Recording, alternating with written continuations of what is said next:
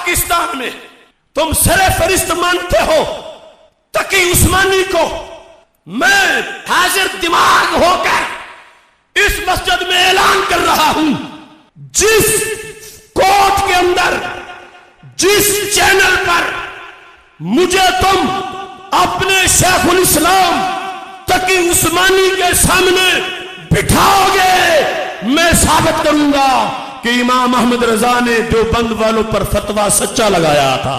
میں نے اس اسلام آباد میں قتل ہونے والے کے بارے میں ایک گفتگو کی، اس کا کون قتل کرنے والا ہے، کون کروانے والا ہے، وہ ایک علیحدہ ان کا اپنا مسئلہ ہے۔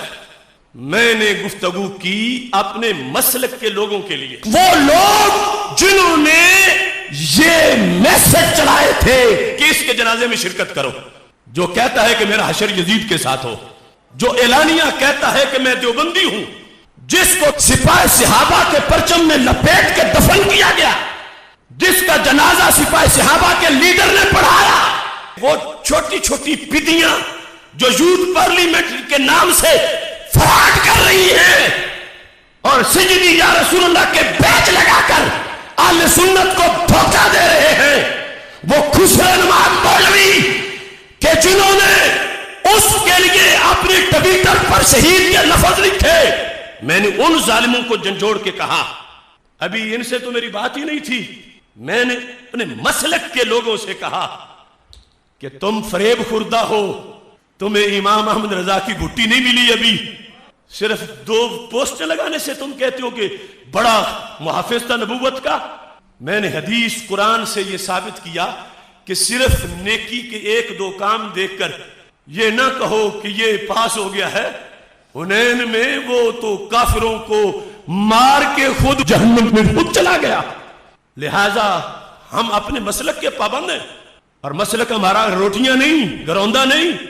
امام احمد رضا کا مسلک عشق رسول ہے، ختم نبوت ہے، قرآن ہے، ایمان ہے، اسلام ہے، اور انہوں نے اپنے فتاوی میں ایسے بندے کی نماز جنازہ پڑھنے کی اجازت نہیں دی، اور نہ ہی اس کو شہید کہنے کی اجازت دی ہے۔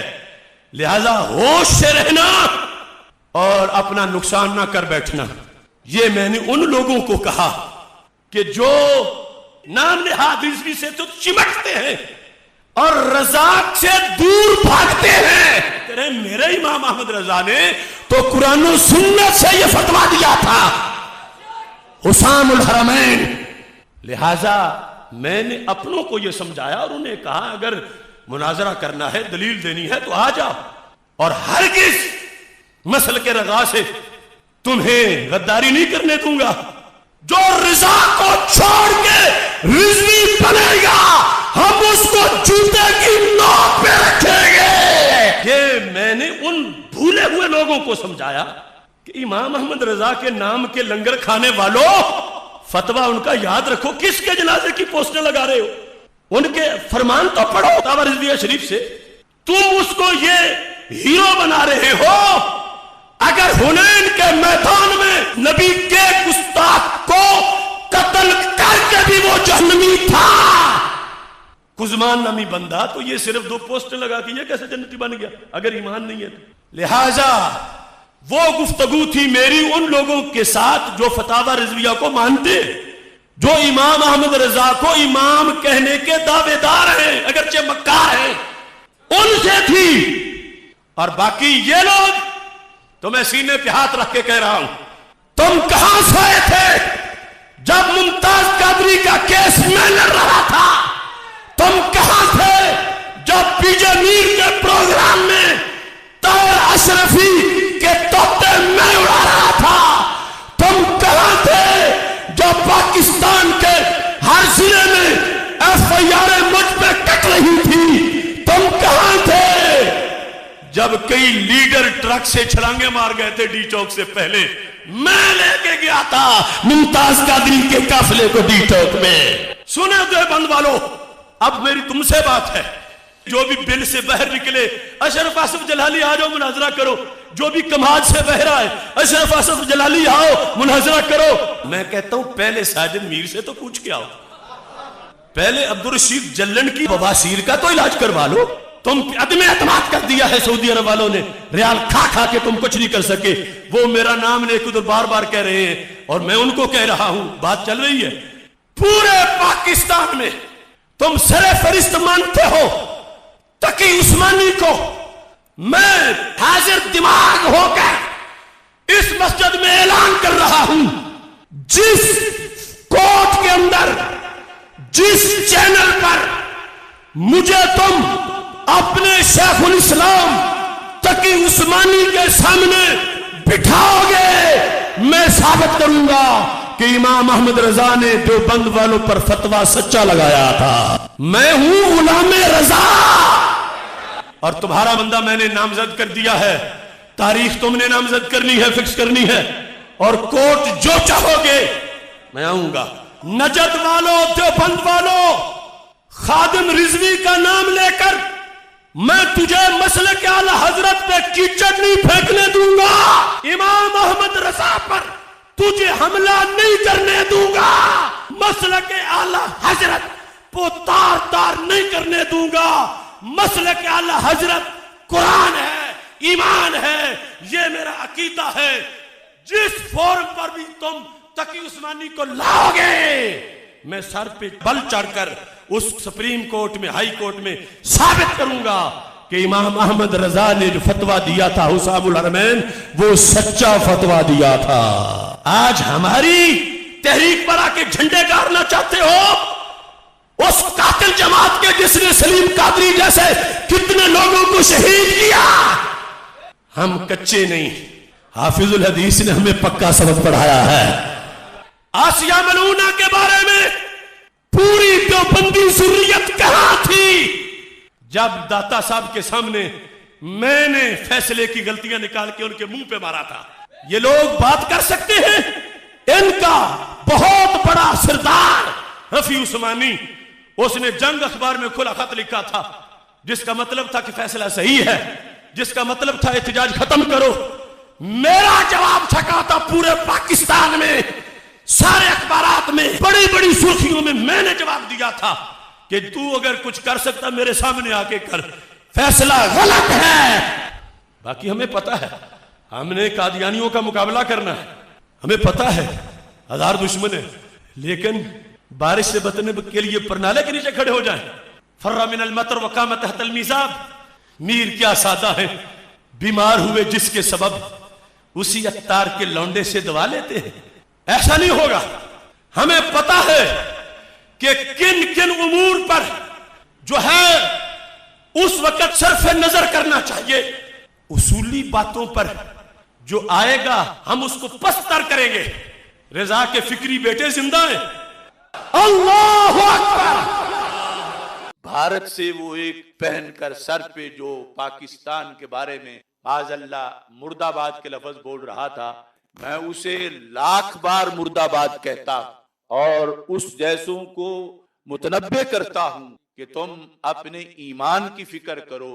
ادھر تم مسلمان کہلواتے ہو اور تمہاری گھٹی میں اکھنڈ بھارت کی سوچ ہے, اور کانگریس کے تم فضلہ خار ہو, اور تمہیں آج تک یعنی حقیقت نظریہ پاکستان وہ سمجھ میں نہیں آ رہی. اس وقت ہم پاکستان کی یہ عظمت بیان کرتے ہیں اور یہ تقدس بیان کرتے ہیں جس کا عام لوگوں کو ادراک نہیں, اور بالخصوص وہ اس وقت جو پاکستان کے مخالفین کے پراپوگنڈے کا شکار ہیں, وہ پھر اس عظمت پر اور اس تقدس پر بڑا تعجب کرتے ہیں کہ سارے ملک ہیں, یہ کوئی علیحدہ ملک ہے کہ جس کے لیے اس کی اتنی فضیلت کو بیان کیا جا رہا ہے. اور پھر معاذ اللہ جو پاکستان کے اندر ابھی تک نظام مصطفیٰ صلی اللہ علیہ وسلم کے نافذ نہ ہونے کی وجہ سے کمی ہے, کوتاہی ہے, بدعملی ہے اور مختلف قسم کے جرائم ہیں, ان کو لوگ پیش کر کے کہتے ہیں تم اس پاکستان کی بات کر کہ جس میں یہ بھی ہو رہا ہے, یہ بھی ہو رہا ہے, یہ بھی ہو رہا ہے. تو ہم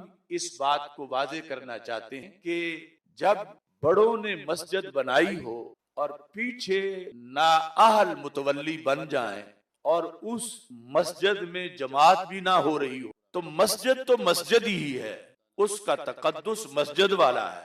جو غفلت ہے وہ نادان اور ناکام اور احمق اور بے وقوف متولیوں کا ہے۔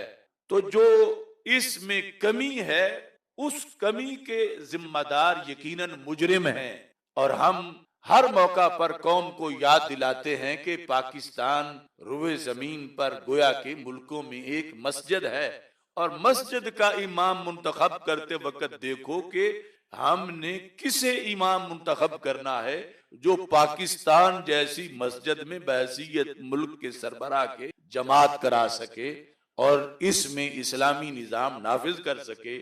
نہ کوئی ایسا بدھو تم منتخب کر لو جو چور ہو، ڈاکو ہو اور کرپٹ ہو، اور پھر خصوصی طور پر امریکہ کا پالتو یا اس کا ٹاؤٹ ہو، تو پھر وہ اس مسجد کو کیسے آباد کرے گا؟ ہو سکتا ہے معاذ اللہ وہ جماعت کرانے کی بجائے اس کو کسی اور چیز کا مرکز بنا دے اور کسی گناہ کا اڈا بنا دے۔ تو اس بنیاد پر یہ کمی جو ہے اس کا ہمیں اعتراف ہے، اور اس کو دور کرنے کے لیے ہمارے اکابر بھی کوشش کرتے رہے، ہم بھی کوشش کر رہے ہیں، اور ہم اس کمی کے حامی نہیں ہیں بلکہ اس کے مخالف ہیں، اور جو ایسا کر رہے ہیں ہم سینہ تان کے ان کو ان کی غلطی کی طرف متوجہ کر رہے ہیں کہ تم یہ دیکھو کہ تم کس ملک کے حکمران ہو اور کس مسجد کے تم امام ہو، اور کتنی مقدس جگہ پر تمہیں حکومت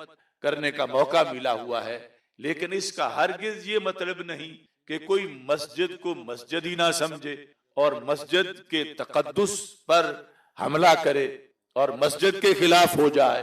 تو اس بنیاد پر وہ پراپوگنڈا جو انڈیا کے بعد لوگ کرتے ہیں، یا پاکستان کے اندر بہت سی ایسی آوازیں اٹھ رہی ہیں یا بیرونی دنیا میں، ان لوگوں کو اپنا ذہن پاکستان کے بارے میں صاف کرنا چاہیے کہ اصل ہم نے تو دیکھنا ہے بنایا کس مقصد کے لیے گیا ہے اور بنا کیا ہے، اور اس کے بعد پھر اس کی آبادی کے لیے جو کوششیں ہیں وہ مسلسل جاری ہیں۔ اکابرین کی زندگیاں اس میں گزر گئیں کہ پاکستان کے اندر نظام مصطفیٰ صلی اللہ علیہ وسلم نافذ کیا جائے۔ اب اگر آج اس کی مسجدیت والی حیثیت کا بھی انکار کر دیا جائے تو جو کام وہ کر کے گئے تھے اس پر بھی پانی پھر جائے گا، اور پھر آگے آباد کرنا اور جماعت کرانا وہ تو بڑا دور ہو جائے گا۔ اس لیے جو اکابر نے کیا اور بے مثل کیا، علامہ عطا محمد بندیالوی رحمت اللہ علیہ امام العلماء ہیں، آپ اس وقت 1948 میں بغداد شریف گئے تھے، تو اس وقت فرمانے لگے کہ اپنے سفر نامے میں بھی انہوں نے لکھا ہے کہ علماء عرب نے ہمارا استقبال کیا اس بیس پر کہ یہ اس جگہ سے آئے ہیں کہ جو ملک کلمہ اسلام کی بنیاد پہ مارز خود میں آیا ہے، اور کہنے لگے کہ ہم عرب ہو کے جن کے پاس دین پہلے آیا ہے، ہم 10 مرلے کا بھی کوئی ملک نہیں بنا سکے کہ جس میں جو اسلام کے لیے بنایا گیا ہو، اسلام کے نعرے پر۔ تو اس وقت بھی یعنی ان کا یہ اگلا سوال تھا کہ جس مقصد کے لیے تم نے بنایا کیا وہ اسلام نافذ ہو گیا؟ اور ہمارے یعنی علماء خصوصاً استاد یعنی یہ کہہ رہے تھے کہ ہوا تو نہیں لیکن عنقریب ہو جائے گا۔ تو وہ کمی آج بھی ہے جس کے لیے ہمیں یہ پڑھنے پڑھانے کا اصل مقصد بھی یہی ہے کہ اس ملک میں نظام آئے، لیکن اس کے جو کام ہوا ہے اس کا انکار بھی کر دینا اور اس کو بھی ناجائز کہنا اور اس کے بارے بھی معاذ اللہ نامناسب لفظ بولنا، یہ پھر